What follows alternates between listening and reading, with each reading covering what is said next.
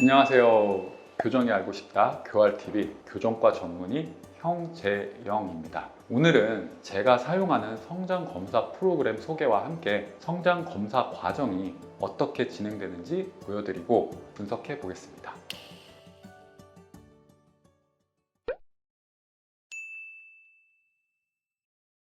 보통 손 엑스레이를 촬영해서 측정하게 되는데 이 부위가 다른 부위에 비해 전 연령을 커버하는 발달 정도를 확인할 수 있기 때문이고 방사선 촬영이 쉽기 때문입니다. 그러다 보니 자료도 많이 축적해서 쌓이게 되고 여러 방식의 판독법이 생기게 되었습니다. 사춘기 이전에는 비교적 정확하지만 손의 성장판이 여자는 한 만 13살 그리고 남자는 한 15살 정도에 다치게 되는데 또한 모든 수근골이 다 나타난 여자 같은 경우에는 만 11살 그리고 남자는 만 13살 이후에는 약간씩 틈이 좁아지는 과정만 거치게 됩니다.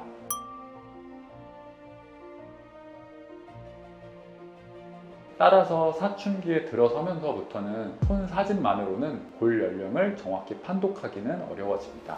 그래서 손 사진으로 정확한 판단이 어려운 경우에는 팔꿈치뼈에 있는 성장판을 체크하게 되는데 보통 10대 이후부터 보이게 되는 부분이고 팔꿈치뼈 성장판 이후에는 골반을 이용한 성장판 분석을 하게 되는데 리저 사인이라고 불리는 평가 방법으로 보통 모든 성장판이 닫힌 후에 3년 정도의 시간 동안 골반 성장이 이루어지게 됩니다.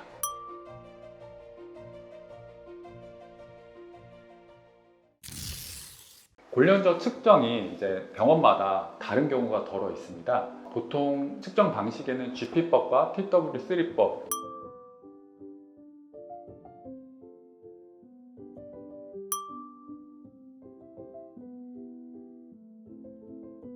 이 두 가지 법을 사용하기 때문에 어떤 방식을 쓰느냐에 따라서 차이가 날 수도 있고 골 연령을 측정하는 방식이 의료진이 아틀라스라고 불리는 도감으로 손의 방사선 사진이랑 비교하면서 비슷한 뼈 라인을 찾아내서 진단하는 방식인데 그러다 보니 사진을 보고도 판단하는 의사마다 골 연령을 좀 다르게 보는 경우가 생기게 됩니다. 따라서 이런 편차를 줄이기 위해서 AI 인공지능 의료기기와 같은 것이 개발되었는데 이제 사람이 아닌 AI가 판단을 하다 보니까 일관적인 결과물을 받아볼 수 있게 됐고 판독 시간 또한 많이 단축되게 되었습니다. 따라서 저희 병원에는 AI가 판단하는 뷰노 본 에이즈라는 프로그램을 통해 판단을 하게 되는데 아무래도 시점과 기기에 따라서 다른 판단을 내릴 수 있는 편차를 줄이게 되고 그러다 보니 많은 치과 병원이나 다른 병원에서 이런 프로그램을 사용하고 있고 추가 연구와 딥러닝이 계속 축적되면서 좀 더 정교해지면서 정확도 높은 결과물을 받아보실 수 있습니다. 이제 간단한 주의사항을 하나 설명드리면 2차 성징이 시작하고 나면 이미 돌이키기는 어려운 상황이라고 보시면 됩니다. 성호르몬이 이미 분비하고 있다면 이를 늦추는 방법은 따로 없기 때문에 그 전에 검사를 하셔야 됩니다. 기본적으로 성장 검사를 하는 이유는 성조숙증의 위험이 있고 이에 치료 여부를 체크하기 위함이라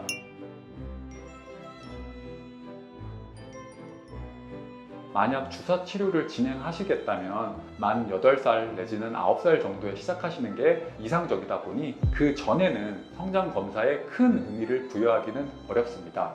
너무 어리면 오차 범위도 큰 편이기 때문에 일반적으로는 만 7살 이후에 하시기를 권장드립니다. 성장 검사를 받고 나면 반드시 주사 치료가 아니더라도 비만이나 생활 습관 등 성장에 영향을 미칠 수 있는 다양한 요인을 고려해서 키 성장 전략을 세우는데 도움이 되고 아이에게도 변화를 줄 수 있는 자극이 될 수 있다고 생각합니다. 이제 직접 제 아이와 함께 성장 검사를 진행해 보겠습니다. 키를 측정하고 손 사진 핸드레스트를 찍게 되면 이제 뷰노 본 사이트에 본인의 정보를 넣게 됩니다. 골 연령이 5세 8개월이 나왔기 때문에 판단 불가로 나왔습니다. 보통 7세 미만에는 아까도 얘기 드렸지만 의미가 없기 때문에 이 수치를 안 말해 드리는 거고 여기 나오는 아들의 유전적 예측키는 앞서 형님과 설명드렸던 유전적 계산으로 인한 아버님 키와 어머님 키 더하기 13의 평균값이 나오기 때문에 182라는 숫자가 나온 건데 보시면 알겠지만 만 나이는 8살이지만 볼 연령은 5세 8개월, 연령 차이가 2세 4개월 정도 나오기 때문에 성조숙증이 아니라 오히려 성장이 너무 더딘 편이라고 보시면 됩니다. 이게 어찌 보면 좋은 건데 그만큼 2차 성징이 늦게 나오는 거고 키의 성장량이 많아질 수 있다고 보시면 됩니다. 이제 마지막으로 보이는 게 이제 현재 병원에서 찍은 사진과 함께 이 사진이 잘 안 보이다 보니까 비슷한 단계에 있는 사진 하나를 예시를 보여드리는데 여기 보이는 이 수근골들, 여기 성장판에 보이는 이 뼈들이 얼마큼 커졌는지, 볼화가 됐는지에 따라서 골 연령, 이 나이가 판가름되는 거라고 보시면 됩니다. 보통 이제 성장을 하게 되면 아무래도 얼굴의 성장도 무시할 수가 없습니다. 그러다 보니까 이제 하악 턱의 만기 성장이라고 표현을 해서 성장이 완료된 후에도 턱이 커지는 약간 주걱턱 느낌이 나시는 분들 때문에 그걸로 인해서 교정과에서 성장에 대한 분석과 연구를 많이 진행을 하게 되는데 이 성자판 검사를 통해서 이제 주걱턱인 분들, 이 교정을 필요로 하는 사람들의 시기를 판가름한다고 보시면 될 것 같습니다. 반드시 그런 건 아니고 키와 마찬가지로 비슷한 비율로 얼굴도 충분하게 커지게 되는데 이 두개골 얼굴 보면 여기 하뼈라고 하는 턱뼈가 전방으로만 성장을 하는 게 아니라 이제 밑으로도 성장을 하게 됩니다. 그러다 보니까 자연스레 키가 큰 친구들은 아무래도 여기 턱뼈가 위아래로 길어지는 비율 자체가 커지고 이제 전방으로 돌출되는 것도 물론 있을 수 있지만 전체적인 비율상 문제가 있는 거지 앞으로 전방으로 돌출되고 이런 거는 아니라고 보시면 됩니다.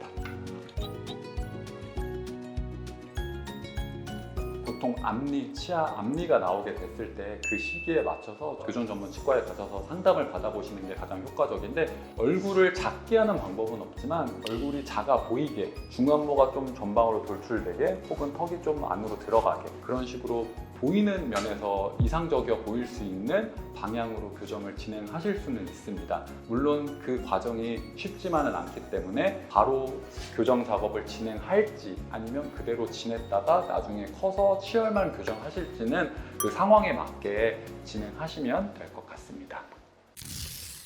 보통 이제 어머님들이 오시게 되면 상담을 받으시게 되면 턱 성장에 대해서 궁금해 하시는 분들이 더러 많은데 이제 예를 들어 무턱이어가지고 여기 턱이 두 개가 잡힌다든지 혹은 턱이 한쪽으로 너무 쏠려서 보기 싫다든지 아니면 반대로 마녀상처럼 여기 턱끝만 너무 도드라지게 돌출돼 보이시는 분들이 생각보다 많으신데 이제 어린 시절 성장기 교정을 통해서 어느 정도 그 균형을 좀 더 덜 보이게 정상에 가깝게 혹은 좀 더 이상적이어 보이게 만들어 드리는 부분이 가능하다고 보시면 됩니다. 보통 이제 치과 의사라 함은 일반적으로는 치열에 대해서 치아 가지런하는 거에 대해서만 관심이 있고 가능한 거 아니냐라고 생각하시는 분들이 덜어 있는데 일반적으로 교정과 의사라면 이 턱의 라인 혹은 이제 턱의 돌출도 혹은 턱의 무턱이 되는 이중턱 같은 것들을 중점적으로 보기 때문에 턱의 성장량은 바꿀 수 없지만 턱의 방향을 변화를 통해서 이 침모의 라인이 아름답게 만들어질 수 있는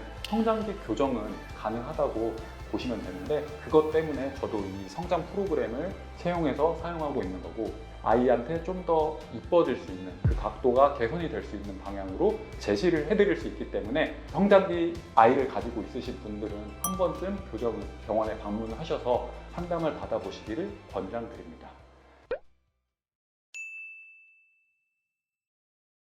오늘은 이제 제 아들과 함께 성장하는 방법이랑 과정에 대해서 한번 설명드려봤는데 다른 부모님들도 이제 제가 설명드렸던 거와 같이 이제 활동을 하셔서 아들이 키가 클 수 있게 도와주실 수 있었으면 좋을 것 같습니다.